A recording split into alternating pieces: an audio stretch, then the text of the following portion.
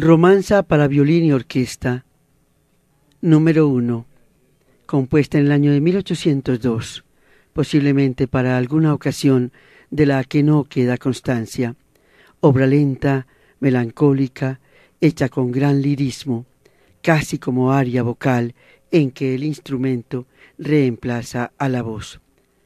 Esta romanza es de Ludwig van Beethoven. Las fechas 1770 a 1827 encierran su vida.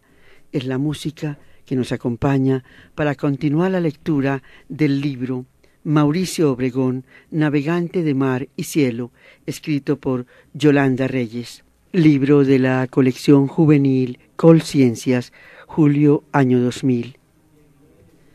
Vamos por la página 45. Pero muchos de los viajes de Mauricio Obregón son imposibles de imaginar sin una persona que fue definitiva en su vida. Para conocerla, tenemos que devolver la película hasta 1961, el año en el que él encontró a su alma gemela, un maestro con mayúscula y también un amigo maravilloso, el que le enseñó a mirar antes de escribir. Era el almirante Samuel Eliot Morison, profesor e historiador naval en las universidades de Oxford y Harvard. Podía ser un hombre sencillo, generoso y amable, aunque también era capaz de congelar con la mirada al que se atreviera a molestarlo. Ese año, 1961, la Armada colombiana invitó a Morison a dar una conferencia y, como al intérprete que habían contratado se le enredó la lengua con tantos términos náuticos, los de la Armada le pidieron a Mauricio que les ayudara con la traducción. Debió tratarse otra vez del destino de los griegos. Después de la conferencia, Mauricio y Rafael Obregón invitaron a Morison y a Priscila, su esposa, a un crucero por las islas del Rosario. Tomando agua de coco, enriquecida con ron, empezaron una conversación que les duró toda la vida. Ese día hablaban de la Sierra Nevada de Santa Marta. Morison decía que para Colón y los descubridores no podía haber sido un punto de referencia visible desde el mar. Yo no estoy tan seguro, almirante, se atrevió a discutir Obregón, pero la única forma de comprobarlo es poniéndose en la perspectiva de los descubridores, como si fuéramos vigías trepados en el mástil de una de las carabelas. Le propongo que volemos mañana en mi avioneta simulando esa altura para observar la costa como la vieron ellos. Así salimos de dudas. Trato hecho, apostemos, dijo Morison. Al otro día, Obregón perdió la apuesta, pero ganó un compañero de aventuras que fue definitivo para reconstruir el segundo salto de la humanidad y empezar una serie de viajes escudriñando los misterios del mar. A la vez que comprobaron que era cierto que la Sierra Nevada no se alcanzaba a ver desde las carabelas, descubrieron que la aerohistoria era una forma de estudio que los dos compartían. Morison también era fanático de la historia experimental. De ahí salió la idea de recorrer el Caribe por aire y por mar, con ojos de descubridores, para ubicar en sus coordenadas exactas los lugares que describían los primeros cronistas.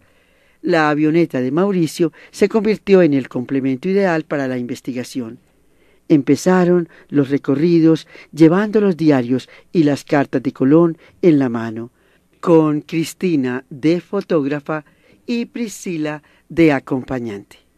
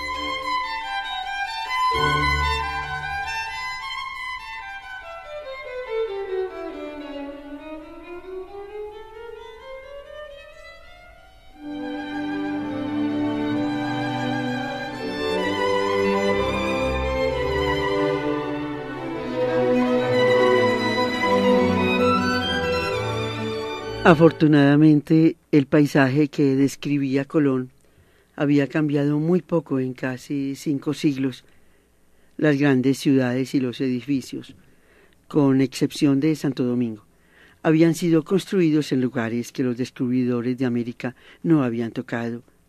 Por eso pudieron identificar los sitios de los que Colón hablaba en su diario, localizarlos en paisajes reales que permanecían idénticos y fotografiarlos para publicar un libro que escribieron juntos a 4 manos.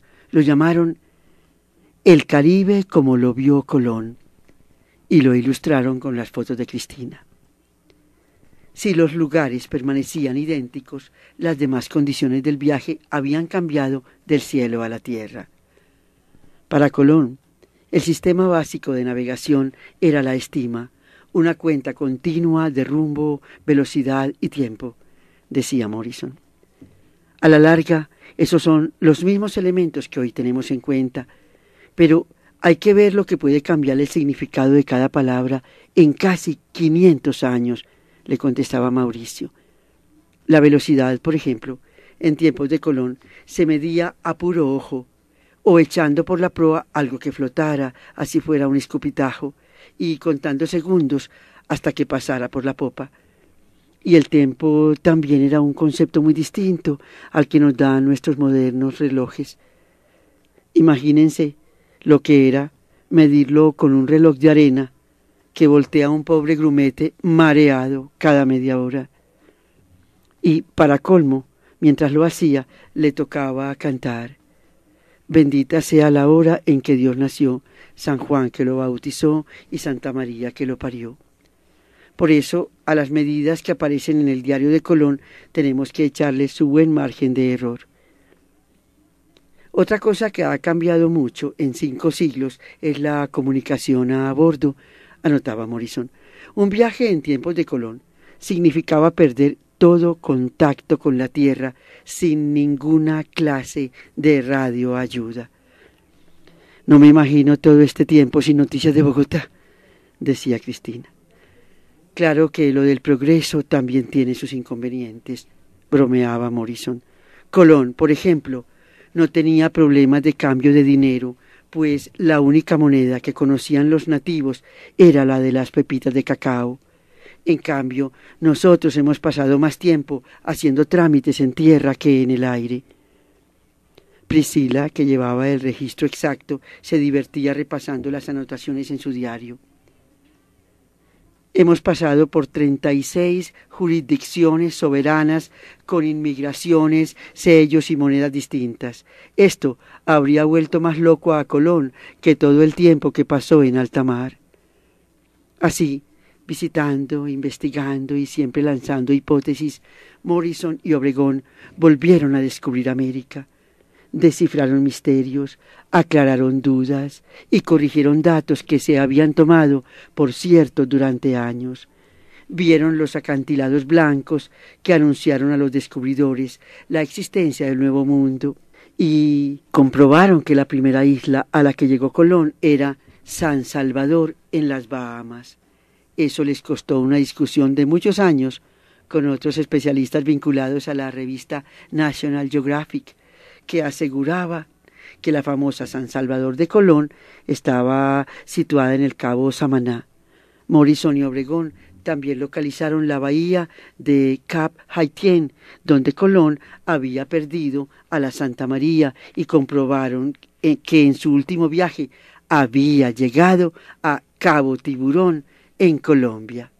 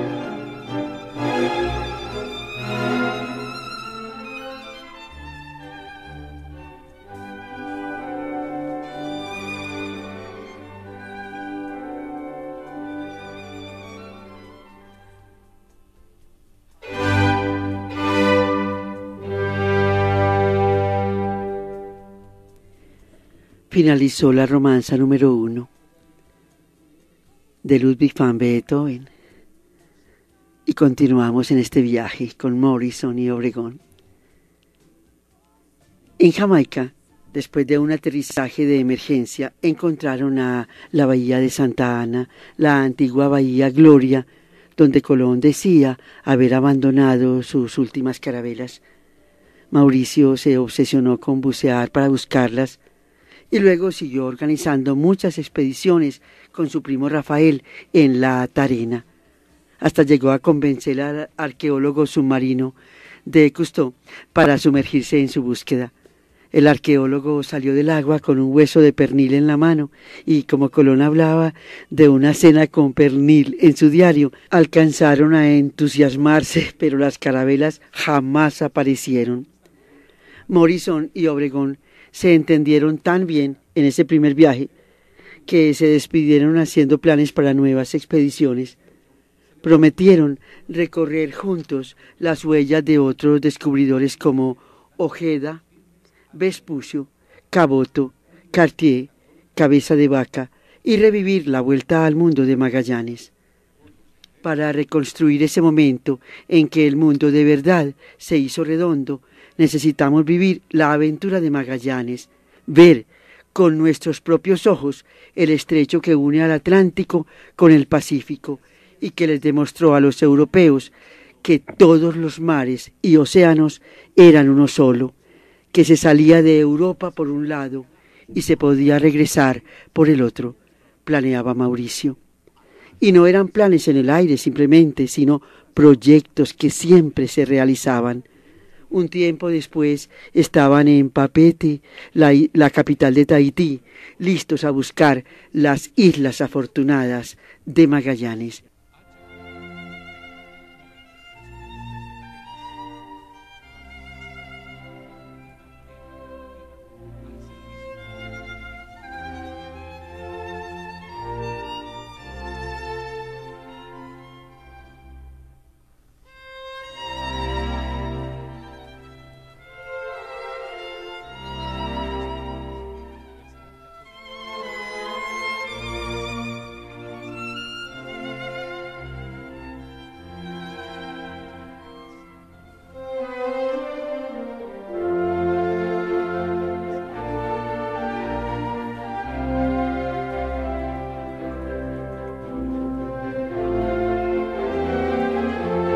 Es la romanza número 2, en Fa, opus 50, de Ludwig van Beethoven, romanzas para violín y orquesta. Y nos acompaña en la lectura del libro Mauricio Obregón, Navegante de Mar y Cielo, escrito por Yolanda Reyes. Estamos en Tahití, listos a buscar no las afortunadas, sino las Islas Infortunadas de Magallanes. Mauricio siempre se las arregla para salirse con la suya. Ya verá usted que todo se arregla, le aseguraba Cristina a Priscilla Morrison, mientras sus maridos trataban de convencer a Monsieur Gillot, el gerente de Air Tahiti, para que les alquilara una avioneta.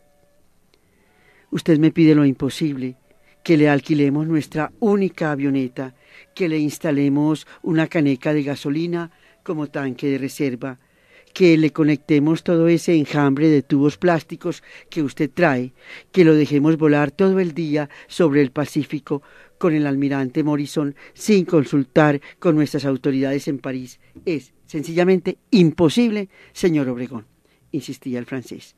Entonces vamos a hablar con el comandante aeronaval de la Polinesia Francesa. Yo lo conozco desde que era cadete y a él siempre le ha caído en gracia mi técnica de historiar desde el aire, proponía Morrison. Me parece una excelente idea, aprobaba Mauricio. Y mientras volvemos, hazle una buena foto a este francés a ver si logras ablandarlo, le decía a su hijo Sancho, que en esa ocasión los acompañaba como fotógrafo. No creo que sea tan fácil de convencer, papá, pero nada se pierde con intentarlo. Como siempre, terminaban lográndolo todo. Consiguieron la avioneta. Ahora también, como siempre, solo tenían que esperar a que escampara para iniciar las aventuras. En el Café Baima de Papeete, donde todo el mundo se daba cita, pasaron varios días sentados, mirándose las caras y esperando. Obregón aprovechaba esos días para revisar y hacer anotaciones en su cuaderno de bitácora. Los días lluviosos de espera eran ideales para escribir notas que luego podían pulirse y dar origen a un libro, a un artículo o a una conferencia.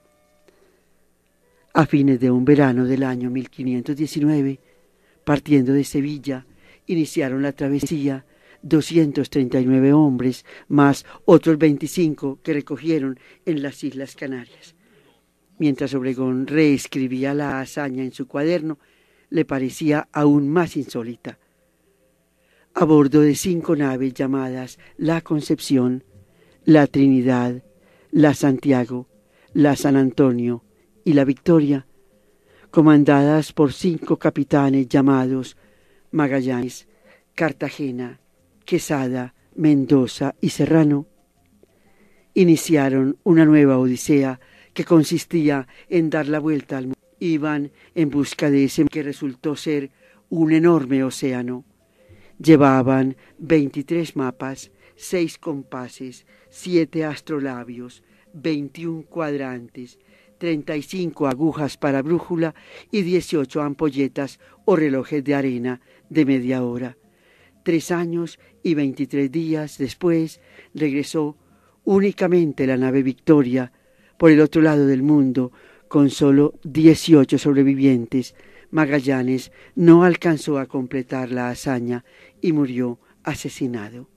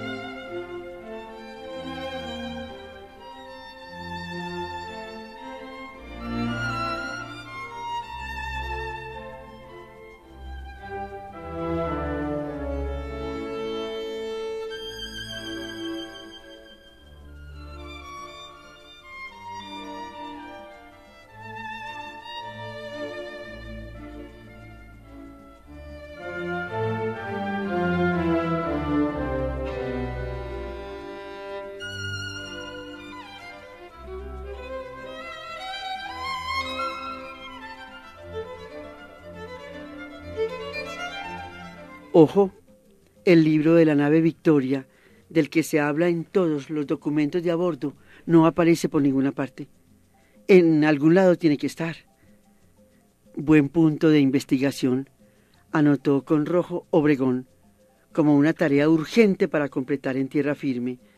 Desde ese momento se le convirtió en obsesión encontrar el libro perdido. Como el sol seguía sin asomar, Obregón volvió a leer completo el diario de Antonio Pigafetta, un hombre clave en el viaje de Magallanes, que iba de turista, que incluía un diccionario con los términos del Nuevo Mundo, les servía como de guía de viaje y además se podía leer como una gran novela de aventuras. También llevaban el cuaderno de bitácora de Albo, lleno de cifras y latitudes. Ese Albo era realmente un técnico como muchos que se ven ahora. Solo tenía cabeza para llenar su cuaderno de números. Ni siquiera el día de la muerte de Magallanes le dedicó una sola palabra, como si no fuera con él. El dedo de Mauricio Obregón iba recorriendo en su mapa la ruta que narraba Pigafetta y que ellos habían recorrido. Pasó por las Canarias y las islas portuguesas de Cabo Verde. Bordeó la costa hacia el sur, atravesó el Atlántico Sur y se detuvo en Río de Janeiro. Y siguió recorriendo tierras de Sudamérica, fijándose en la forma como cambiaban abruptamente los colores en el mapa. De repente Acababan los montes verdes y empezaba el color ocre del desierto de la Patagonia, así como lo habían visto ellos en 3 dimensiones cuando lo recorrieron. Y mientras repasaba la ruta con el dedo, también la iba nombrando, para que a nadie de la tripulación se le olvidara por dónde había pasado. En Fortescue, Magallanes supo que el Pacífico estaba al alcance. Encontró el estrecho y lo llamó de Todos los Santos. Luego, en un acto de justicia, después de su muerte, lo bautizaron como Estrecho de Magallanes. Después de doblar el cabo Fermoso o Deseado, Magallanes desembocó en el Mar del Sur. Tuvo un mes de navegación casi perfecta y quizás por eso lo llamó el Pacífico. ¡Qué ironía! Preciso, en un mar llamado Pacífico se produjo el combate feroz que mandó a Magallanes al otro mundo, decía Morrison. Se le vinieron encima los hombres de Lapu Lapu y pasaron con una flecha envenenada la pierna del capitán. Cuando lo vieron, todos se abalanzaron sobre él con lanzas de punta de hierro o de madera y así lo asesinaron a él, espejo, luz, consuelo y guía de nosotros. Les leía Mauricio en voz alta del diario de Antonio Pigafetta.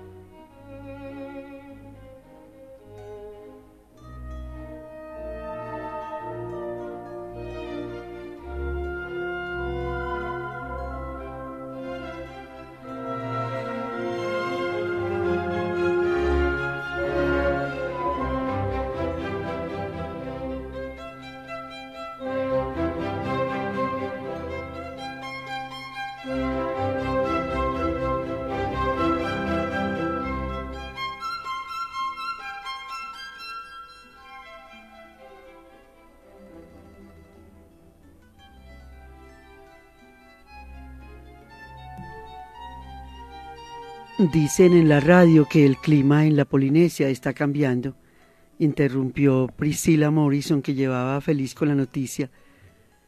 ¿Será cierto? Ojalá, ahora mismo voy a comprobarlo, los animó Mauricio. Entonces cerró su libro y cambió de lectura. Salió a la playa, leyó las nubes y olió el viento, con su experiencia de tantos vuelos, y volvió al café. Parece cierto, mañana, con el tiempo que haga, despegamos en la avioneta y al diablo con Monsieur Gillot. Tenemos que encontrar la isla de Tiburones y creo que las jornadas van a ser de 10 horas diarias si queremos salir con algo. Las predicciones sobre el tiempo se hicieron realidad y, por fin, al otro día despegaron en el Piper Azteca, sordos a las advertencias de los franceses que insistían en lo arriesgado e inútil de la expedición. Horas y horas de vuelo solitario empezaban a nublar la fe de los nuevos descubridores. El radio faro más cercano, el de la isla de Navidad, estaba tan lejos que no podían sintonizarlo. Al fin aclaró y apareció una isla que se llamaba Carolina en los nuevos mapas. ¿Será un espejismo?, preguntó Morrison emocionado. Estoy viendo las mismas aves de las que hablaba Pigafetta. Entonces, desde el aire, tuvieron una revelación. La isla de Carolina se ajustaba perfectamente a la descripción de la isla de Tiburones de Magallanes. 10 millas de estrechas playas y corales encerraban una laguna multicolor y ancha de 1 milla con 2 pequeñas bocas, una casi seca y la otra apenas abierta a la marea.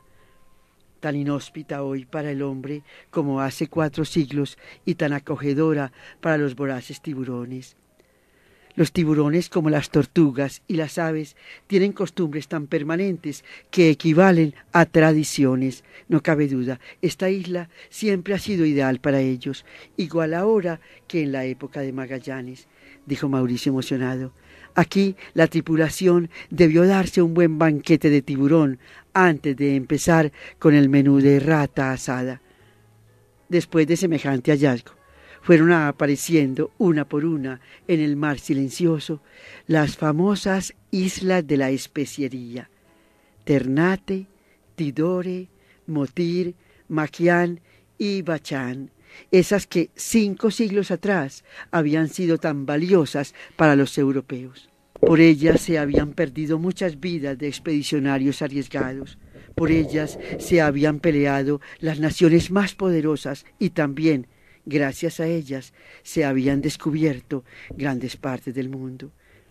Parece increíble que por unos simples condimentos como clavos, nuez moscada, canela, jengibre y sándalo, los hombres hubieran viajado tanto, pero es que en esa época, con las especias se conservaban los alimentos, o al menos se disimulaba su podredumbre. Con ellas se curaban los males y avanzaba la medicina. Además, servían de afrodisíacos y de perfumes, decía Obregón, y pensar que Cristina ahora las consigue en cualquier supermercado. No creas, bromeaba Cristina, hay que ver lo difícil que es conseguir jengibre en Bogotá. Las especias eran tan valiosas que financiaron la expedición de Magallanes tan larga y tan numerosa, y hasta sobró dinero, añadía Morrison. El esplendor de esas islas era cosa del pasado. En la isla de Ternate aterrizaron en una pista abandonada y se quedaron en el único hotelito que había, si es que eso podía llamarse hotel. Aquí todavía funciona la plomería de Totuma, le explicaba Cristina a Priscilla Morrison, y ella la miraba sin entender una palabra. Eso quiere decir que, si quieres darte un baño, tiene que ser a punta de Totuma. No hay ducha ni bañera, aunque debemos agradecer que al menos haya camas.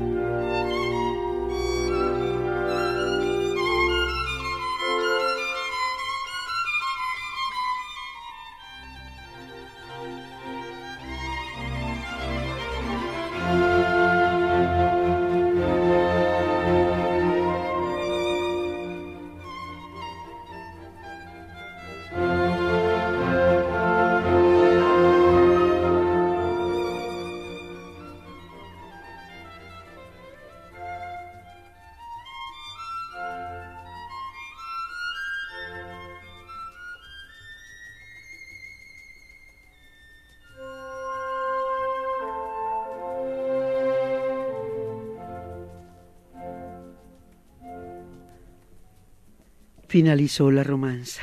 Qué obra tan mágica, tan acogedora para quedarse ahí entre el lirismo y el aria vocal que hace el instrumento.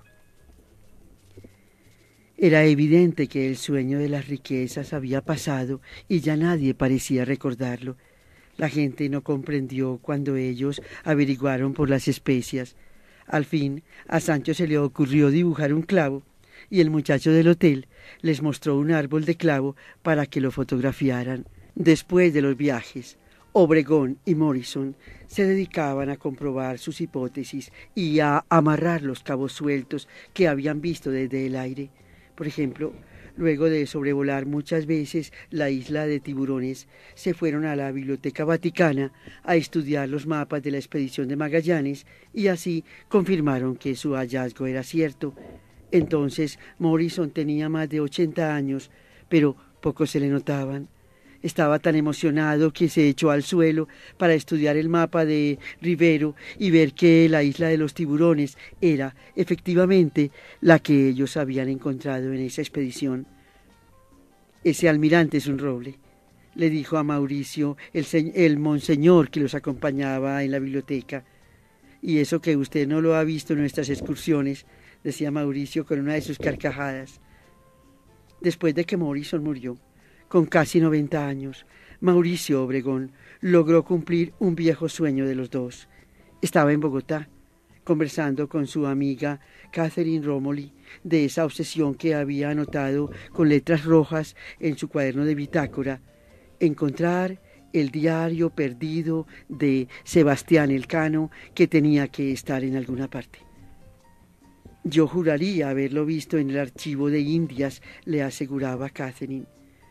Allá estuvimos Morrison y yo muchas veces y nadie nos dio razón, insistía Mauricio en busca de mayores detalles.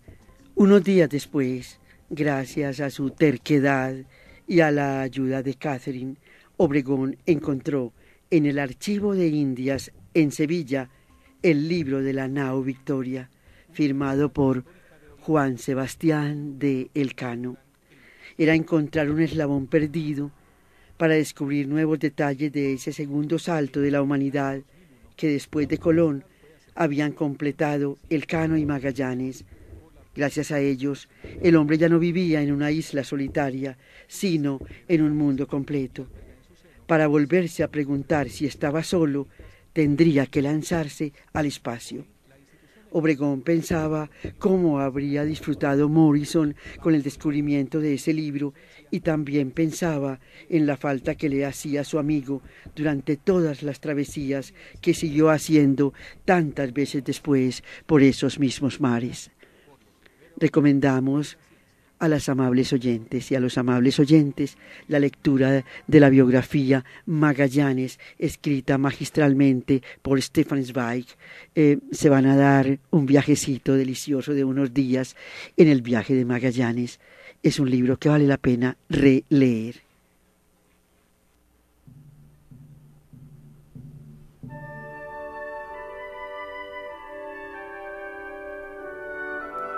Y comienza el inolvidable concierto para violín en re, opus 61 de Beethoven, Allegro ma non troppo. Es increíble que esta obra sea la única que escribió Beethoven para violín solista y orquesta. Es una obra tan acabada, tan completa y tan maravillosa que hay musicólogos que creen que posiblemente el músico no se sintió capaz de superar ese logro magnífico. Escuchemos el primer movimiento.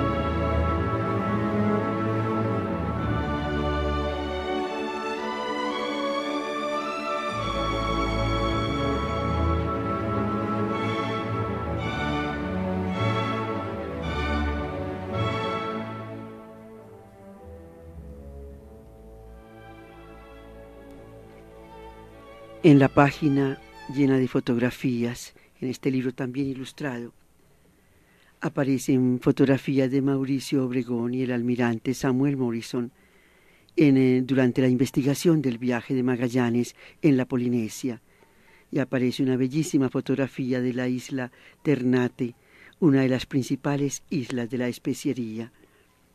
Todo es la compañía para iniciar el cuaderno de la bitácora de viaje número 5. Navegar es necesario. Tú siempre te sales con la tuya, protestaba Cristina. ¿Cuándo vas a dejar de hacer locuras? Te prometo que no va a pasarme nada. Yo debería estar tranquila en mi casa y dejar de ser tan alcahueta. El sueño de ensayar alguna vez el globo de los Montgolfier estaba a punto de hacerse realidad. Frente a 20 metros de nylon multicolor, tendido sobre la arena, Mauricio Obregón se hacía el sordo a las advertencias de su mujer, esperando el despegue del globo que él mismo había construido. Estaba agarrado a la canasta de mimbre que contenía un tanque de gas de cocina. Cada vez que el globo iba a levantarse, el viento se llevaba la canasta a través del campo. Al fin, como por arte de magia, la cosa funcionó, y mientras el globo empezaba el ascenso, él logró meterse en la canasta que despegaba y se mecía como un enorme péndulo. Con el estómago en la garganta, Mauricio esperó a que el péndulo encontrara su centro y entonces reinó la paz. Mientras el viento soplara en la dirección deseada y en el tanque quedara gas, era dueño del aire y flotaba sobre el paisaje. Allá abajo, los perros le ladraban al globo como si fuera la luna. También desde abajo, Cristina lo acompañaba manejando un jeep. Después de una maravillosa experiencia de vuelo, el gas empezó a escasear. Entonces Mauricio fue soltando con cuidado el aire caliente. La canasta bajó, poco a poco, hasta que dio contra el mundo. Sin tiempo para pensar, saltó a la tierra con un estruendo inesperado.